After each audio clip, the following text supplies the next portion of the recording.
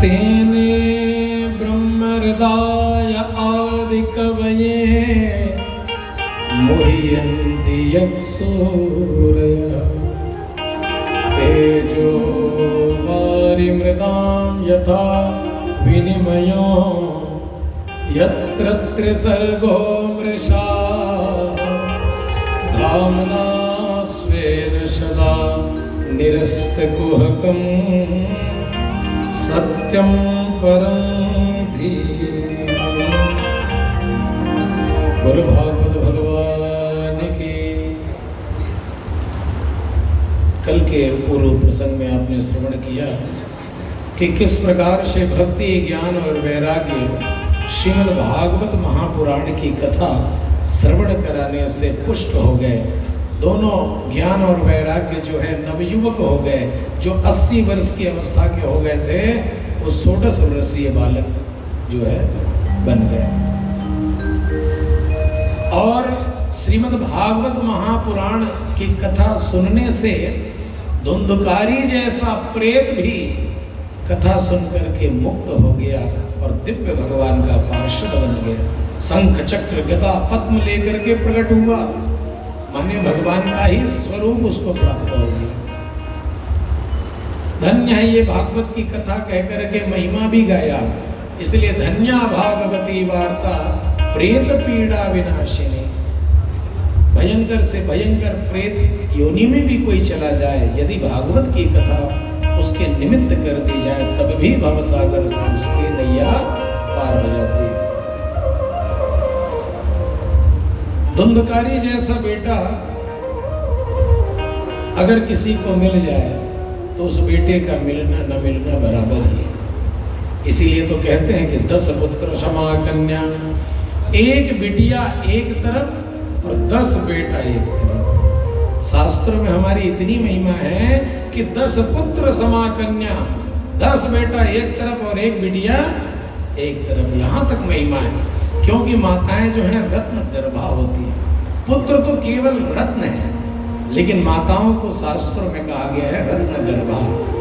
यदि संसार में मातृशक्ति ना हो तो जितने भी और हैं संसार में लोग, बालक हैं, गुड़िया हैं, वो सब कहाँ से आएंगे?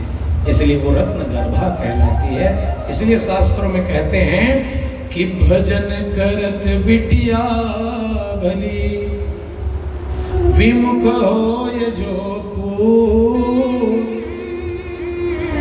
और सबरी को मुक्ति मिली और धुंधकारी भयभूत। धुंधकारी तो भूत बन गया लेकिन सबरी को मुक्ति मिल गई। मेरे प्यारे श्रोताओं, इसलिए धन्य है वो लोग जिनके घर में कन्या है। आज महात्मा के बारे में भी बताया। कल आपने श्रवण किया कि छल, ईर्ष्या, कपट, द्वेष, दूसरों से रखने, ये सब की भावना मन से हटाना है, तब जाकर के भागवत सुनने के अधिकारी होते हैं। नियम में कुछ है, अगर हो सके तो भूमि सहन करें, और कुछ नियम है जो बिल्कुल करना चाहिए। जैसे अभी 9 दिनों तक नाखून नहीं काटना है। क्या नहीं करना है? नाखून नहीं काटना है, छौर कर्म नहीं कराना है, दाढ़ी है, बाल है, ये सब कटाना नहीं चाहिए 9 दिनों तक। ये सब नियम करना चाहिए, ब्रह्मचर्य का पालन करना चाहिए। हो सके तो भूमि पर शयन करे और पत्तल में भोजन करे। किसमें भोजन करे? पत्तल में भोजन करे। भोजन करते समय बात न करे, नहाते समय बात न करे। ये सब नियम है, तो इन नियमों का जितना हो सके उतना अवश्य पालन करना चाहिए। आज कथा प्रारंभ करते हुए मंगलाचरण में ही कहते हैं कि सत्यम परम धीमहि। जिस श्रीमद् भागवत महापुराण कथा को हम और आप सुनने जा रहे हैं उसमें क्या है? कहिए समस्त वेदों का ही सार श्रीमद् भागवत है। वेदों का ही तात्पर्यार्थ जितने भी व्याख्या है वही व्याख्या श्रीमद् भागवत महापुराण है। इसीलिए किसी देव विशेष की इसमें प्रार्थना नहीं की गई, मंगलाचरण नहीं किया गया, किसी देवता का नाम नहीं लिया गया। तो क्या कहते हैं इसमें? कहे सत्यम परम धीमहि। वंदना करते हुए कहते हैं हम उस परम सत्य की वंदना करते हैं, त्रिकालाबाधित जो सत्य है हम उस सत्य की जो है प्रार्थना करते हैं, मंगलाचरण करते हैं। लेकिन भागवत में सत्य कह करके तो केवल भगवान श्री कृष्ण को ही पुकारा गया है। कब? जब भगवान का अवतार हुआ उस समय भी कहा कि सत्य प्रदम सत्य परम त्रिसत्यम सत्यस्य योनिम निहितम च सत्ये सत्यस्य सत्यम मृत सत्य नेत्रम सत्यात्मकम त्वाम शरणम प्रपन्ना। हे सत्य स्वरूप भगवान नारायण, हम आपको प्रणाम करते हैं। इसलिए ये जो श्रीमद् भागवत महापुराण है ये भगवान साक्षात श्री कृष्ण के वाङ्मय प्रति स्वरूप ही है। इसलिए जब भी यहाँ आए भगवान को प्रणाम करें कि साक्षात भगवान गोविंद ही यहाँ विराजमान है। ये जो मंगलाचरण है इसके बड़े अर्थ किए विद्वानों ने कि जन्माद्यस्य यतः यत्र वसुदेव गृहे साक्षात जन्म। जो परब्रह्म परमात्मा जन्म मरण से परे वो परमात्मा सांसारिक जीवों को सुख प्रदान करने के लिए जो है जन्म मरण से परे होकर के भी संसार में देवकी के पुत्र बन करके आए। जन्माद्यस्य यतः यत्र वसुदेव गृहे जन्म, उन्होंने जन्म धारण किया। चार्थे स्वभिज्ञ स्वराट, और ऐसे जन्म धारण किया कि मामा कंस को भनक तक नहीं पड़ने दिया और भगवान वहां से अन्वगात इतरतः, भगवान वहां से गोकुल की ओर चले गए। रातों रात भगवान गोकुल चले गए। चार्थे स्वभिज्ञ स्वराट तेने ब्रह्म हृदय आदि कवये। आदि कवि कहते हैं ब्रह्मा जी को, माता जी किसको कहते हैं? ब्रह्मा जी को। कहते ने ब्रह्म हृदय आदि कवये मुह्यन्ति यत् सूर्य। आदि कवये ब्रह्मणे ब्रह्मांडं विस्मापयतुम वत्स वत्सपालादि रूपम तेने विस्तारितवान। आज की कथा ऐसी ही होगी, ये समझने वाली कथाएं हैं। बाकी जब आगे कथाएं आएंगी उनको आप सब आनंद लेकर के लीला भगवान ने क्या किया वो सुनेंगे। लेकिन अभी तो व्याख्या सुनना ही पड़ेगा, क्योंकि इनको जब सुनेंगे तब आगे की कथाएं जो है समझ में आएंगी। आदि कवि ब्रह्मा जी को भी भगवान जब भगवान के लीलाओं को देखते हैं ब्रह्मा जी, तो चार खोपड़ी वाले ब्रह्मा जी भी चक्कर खा जाते हैं। जब भगवान का वन भोज चल रहा था ब्रह्मा जी ने देखा, अरे ये कैसा ब्रह्म है, ये कैसा भगवान है जो झूठा मीठा खा रहा है। कुछ ग्वाला अपना अपना घर का लाए थे भोजन, उन्होंने कहा कि एक कन्हैया मेरे यहाँ का चक्के देख, तो लड्डू लाए थे तो आधा लड्डू खुद ही खाएं आधा भगवान को खवाएं।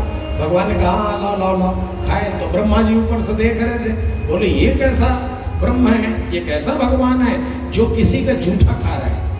और शास्त्रों में तो लिखा है कि नोच्चिष्टम कस्यचित् दद्या, ना कभी किसी का झूठा खाना चाहिए ना कभी किसी को झूठा खिलाना चाहिए।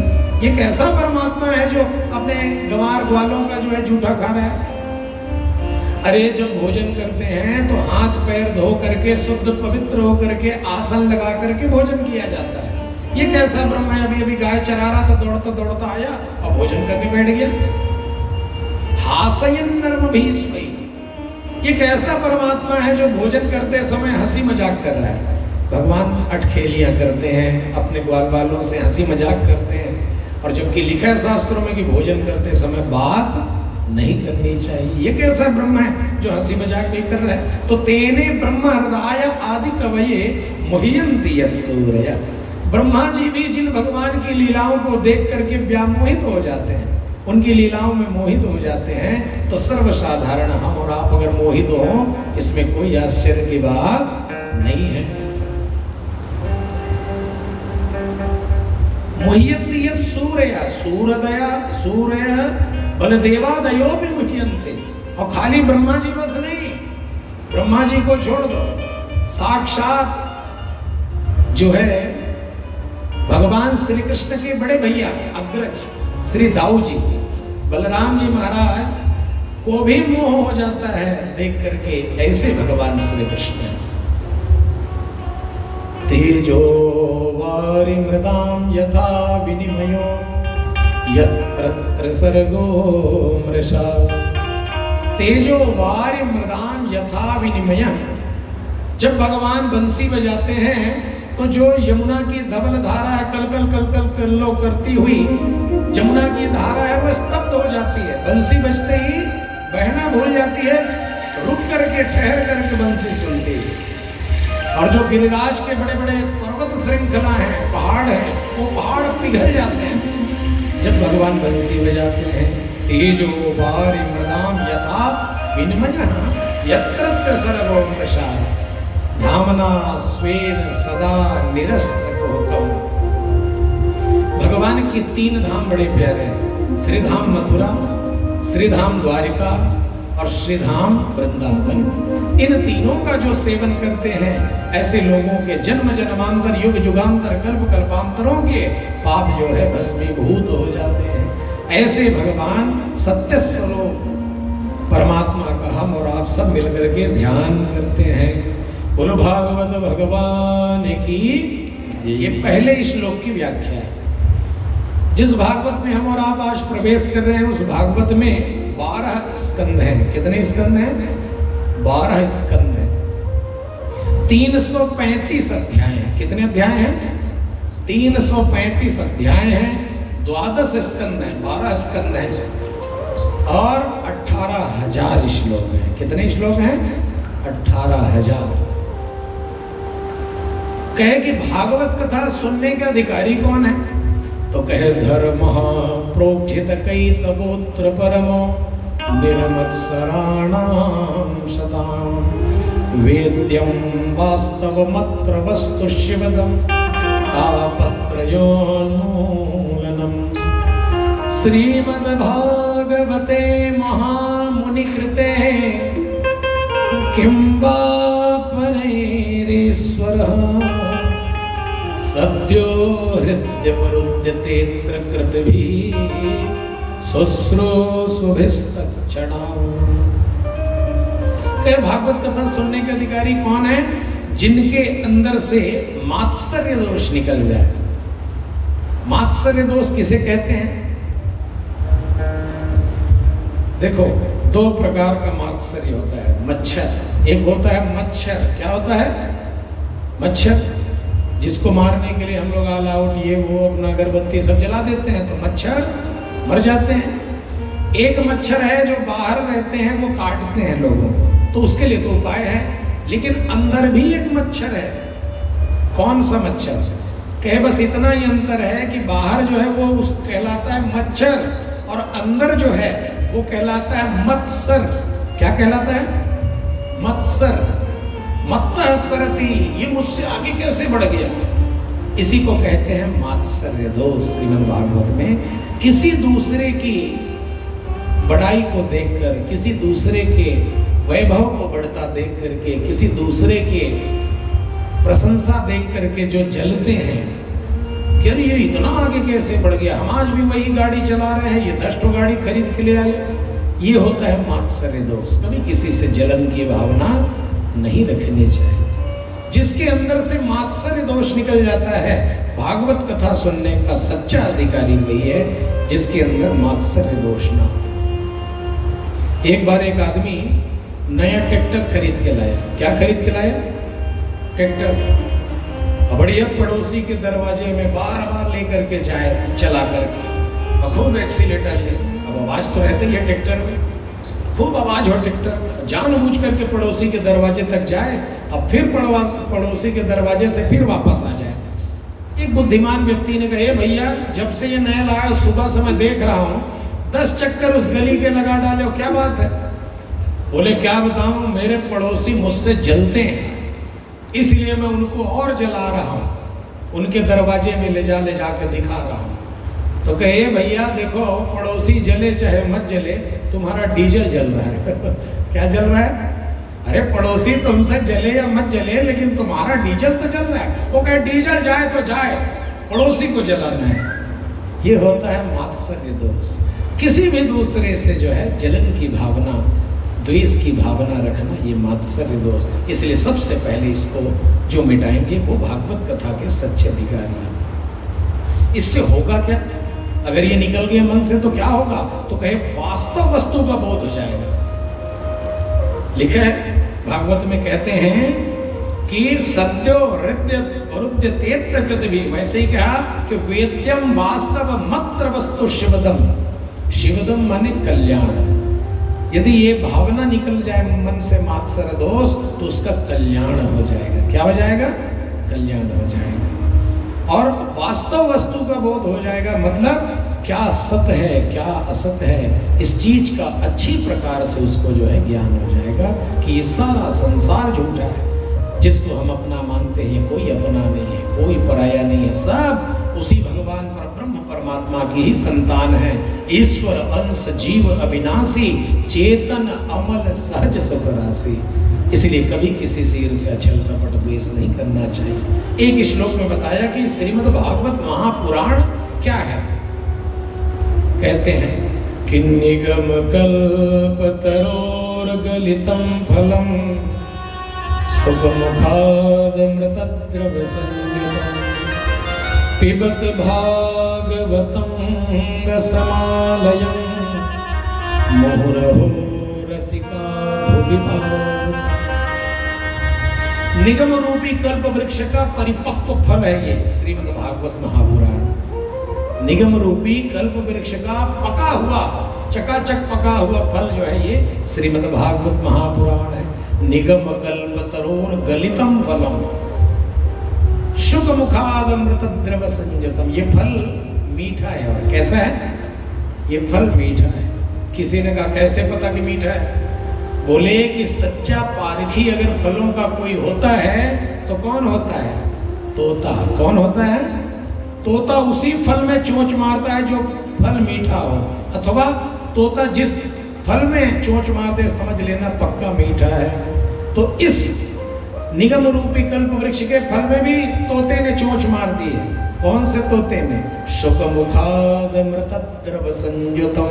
श्री सुखदेव जी भगवान ने अपना दिव्य मुख लगा दिया है, इसलिए ये मीठा फल है। तो कहा कि क्या करें इस फल को?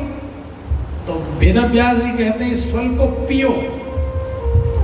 कहा जय हो महाराज, अरे फल भी कभी पिया जाता है? अरे फल को चूसा जाता है, खाया जाता है, पिया थोड़ी जाता है। तो कहा कि देखो चूसने की बात और खाने की बात तब आती है जब उसमें छिलका और गुठली हो। तो कहा कि क्या आपके इस भागवत रूपी फल में छिलका गुठली नहीं है? बोले ना। तो बोले क्या है? कहे अमृत द्रव संयुतम, अमृतम परमानंदम स्वदेव एव रसः। इस श्रीमद् भागवत महापुराण में न छिलका है न गुठली है, अमृत द्रव संयुतम, अमृत ही अमृत भरा पड़ा है, कोई छिलका गुठली नहीं है, इसलिए इसको पियो। कहे कब तक पिए? कहे आलयम पिबत, जब तक खुद भी रस न बन जा तब तक पीते रहो। तो दो लोगों को बुलाया, किनको किनको? कहे रसिका भुवि भावुका। रसिक और भावुक दो लोगों को कहा कि आप लोग आकर के इस कथा का पान करो। क्यों? ऐसे लोगों को बुलाया कि जो कथा के पिपासु हैं, प्यासे हैं। अच्छा गर्मी का दिन है अभी, अगर कोई बहुत ज्यादा प्यासा हो और आप अगर उसको एक बोतल में पानी पिला दो या मटके के एक गिलास पानी पिला दो और वो कहे वाह भैया आनंद आ गया, बहुत बहुत धन्यवाद, तो ऐसा लगता है कि हमने बहुत बड़ा पुण्य किया है। क्यों? एक प्यासे व्यक्ति का प्यास बुझाया है। इसीलिए वेदव्यास जी कहते हैं रसिका भुवि भावुका। जो लोग ढूंढते हैं कि कब हमें, कहाँ हमें भागवत की कथा प्राप्त हो सुनने को, ऐसे लोगों को जो है वेदव्यास जी बुलाते हैं, आओ आओ तुम लोग आकर के पियो। अच्छा किसी को प्यास नहीं लग रहा है और जबरदस्ती बुलाओगे, आओ आओ बाबूजी पानी पी लो, पानी आओ आओ। अब वो घर ही से खा पी के बढ़िया चला है, चकाचक पानी ठंडा फ्रिज कर, अब प्यास लग नहीं रहा, किसी को बुलाओ जबरदस्ती, आओ आओ पानी पी लो। देखे होगे प्याऊ खुला रहता है, मटकी रखा रहता है। तो अगर बुला भी लिया तो वो पूछेगा, पहले 10 प्रश्न पूछेगा, बताओ पानी ठंडा है कि नहीं? बोलेंगे हाँ हाँ बाबूजी बिल्कुल ठंडा है। अच्छा एक बात बताओ, ज्यादा ठंडा तो नहीं है, गला तो नहीं बैठेगा? अरे भाई ज्यादा ठंडा नहीं है, बिल्कुल बराबर है। तो बताओ छान के भरे हो कि नहीं? हाँ हाँ बाबूजी छान के भरे, आप पियो तो पानी। क्या बताओ कुएं का है कि नदी तालाब का है कि बोर का है कि फिल्टर वाला है? पूछेंगे कि नहीं? नहीं नहीं बिल्कुल शुद्ध जल है, कुएं का जल है, आप पियो तो। वो 50 तो प्रश्न करेगा लेकिन पानी नहीं पिएगा। क्यों? क्योंकि उसको प्यास नहीं लगी। और जिस व्यक्ति को प्यास लगी हो वो व्यक्ति ये नहीं पूछेगा कि ये पानी साफ है कि नहीं, छान के भरा कि मांझ के भरा, तुरंत उसको सिर्फ पानी चाहिए। इसलिए मेरे प्यारे श्रोताओं, वेद व्यास जी महाराज जी ने केवल रसिक और भावुक लोगों को ही बुलाया और कहा आप लोग पियोगे तो मुझे भी तृप्ति होगी कि मैंने एक पिपासु की प्यास बुझा दी। आज 88,000 महात्मा नैमिषारण्य की पावन भूमि में बैठे हैं। ये नैमिषारण्य पवित्र भूमि है। क्यों? क्योंकि जितने भी 88,000 महात्मा सब गए ब्रह्मा जी के पास, उनसे कहा महाराज हम सत्संग करना चाहते हैं, कोई ऐसे भूमि का हमें बता दें जहां पर हम बैठ करके हजारों वर्षों तक दिव्य सत्संग का आनंद ले सकें। उन्होंने कहा एक भेजा, चक्र भेजा, कहा कि ये चक्र जहां पर जाकर के गिर जाए, शांत हो जाए, समझ लेना कि वही स्थान पवित्र भूमि है। और वो चक्र जाता गया, घूमता गया और जा करके उसी एक स्थान पर गिर गया। आज भी वहां पर देखना एक चक्र तीर्थ है, गोल बना हुआ है। वहां जाओगे स्नान करने तो गोल गोल गोल गोल सब उसमें घूमते रहते हैं। बढ़िया, वही चक्र तीर्थ है, वही भेजा चक्र है जा करके जहां ब्रह्मा जी का शांत हो गया। क्योंकि कथा के लिए स्थान का भी बड़ा महत्व है मेरे प्यारे श्रोताओं। भागवत की कथा तो कहीं भी हो सकती है, यत्र तत्र कहीं भी, सर्वत्र, लेकिन भूमि का बड़ा महत्व है। जैसे देखो, चाहते तो कथा को हम लोग गली में भी कर सकते थे, उधर भी हो सकता था, लेकिन मंदिर में इसलिए क्योंकि मंदिर में जब हम भागवत की कथा सुनते हैं अथवा कोई भी पुराण की कथा सुनते हैं तो अनंत अनंत गुना फल उसका प्राप्त होता है। अच्छा एक चीज देखो, हम और आप सब मिल करके बढ़िया राम जी के गोद में बैठे हैं। किसके गोद में? राम जी के गोद में बैठे हैं, सीता मैया के गोद में बैठे हैं कि नहीं? और मिल क्या रहा है? भगवान कन्हैया की कथा मिल रही है। नंद नंदन यशोदा नंदन भगवान ब्रज चंद्र मदन मोहन की जो है कथा सुनने को मिल रही है। तो देखो तन पवित्र हो गया यहाँ भगवान की गोद में बैठ करके, और मन पवित्र हो जाता है श्रीमद् भागवत महापुराण की कथा सुनने से। बोलो भागवत भगवान की। ऐसे चक्र तीर्थ में बैठे हुए सभी ऋषि, आज सौनक जी महाराज ने 6 प्रश्न किया सूत जी से। कहा कि पुंसाम में कांततः श्रेयस तन्नः संसितुमर्हसि। ये 6 प्रश्नों में ही संपूर्ण भागवत की कथा सूत जी महाराज ने सौनक आदि ऋषियों को सुनाई। हमारे जितने भी शास्त्र हैं ये सब के सब शास्त्र प्रश्न और उत्तर में है। रामचरितमानस में भवानी के प्रश्न हैं और देवादिदेव महादेव के उत्तर हैं। वैसे ही श्रीमद् भागवत महापुराण में सौनक जी के प्रश्न हैं, सूत जी के उत्तर हैं, राजा परीक्षित के प्रश्न हैं, सुखदेव जी महाराज जी के उत्तर हैं, मैत्रेय और विदुर संवाद है। ऐसे ही जितने भी शास्त्र हैं, गीता है, अर्जुन के प्रश्न हैं और भगवान श्री कृष्ण के दिए हुए उत्तर हैं। इसलिए जितने भी शास्त्र हैं सब प्रश्नोत्तर के रूप में हैं। 6 प्रश्न पूछा। कहते हैं प्राणी मात्र का कल्याण कैसे? पहला प्रश्न। दूसरा प्रश्न है शास्त्र बहुत हैं, समस्त शास्त्रों का सार क्या है? ये दूसरा प्रश्न। तीसरा प्रश्न कहते हैं कि भगवान के अवतार क्यों होते हैं? भगवान अवतार क्यों लेते हैं? जब भगवान कर्तुम अकर्तुम अन्यथा कर्तुम समर्थ परमेश्वर हैं, भगवान है, जब उनको कुछ करने का आवश्यकता ही नहीं, एक भ्रकुटी विलास मात्र से संसार का लय कर सकते हैं, वो परब्रह्म परमात्मा अवतार क्यों लेते हैं? हमारा चौथा प्रश्न है यदि भगवान अवतार लेते हैं तो भगवान के कितने अवतार हुए और जीव का परम कर्तव्य क्या है? और छठवां हमारा प्रश्न है कि जब भगवान धर्म की स्थापना के लिए यहाँ आते हैं और जब भगवान इस धराधाम को छोड़कर चले जाते हैं तो ब्रूहि योगेश्वरे कृष्णे ब्रह्मण्ये धर्मवर्मणि स्वाम काष्ठाम धुनोपेते धर्मः कम शरणं गतः। जब भगवान इस धराधाम को छोड़ के चले जाते हैं तो धर्म किसकी शरण में जाता है? ये हमारे 6 प्रश्न हैं। तो कहा कि बहुत अच्छा आपने प्रश्न किया है, लेकिन एक बार जरा हम अपने गुरुदेव भगवान का ध्यान कर ले, उसके बाद आपको कथा सुनाएंगे।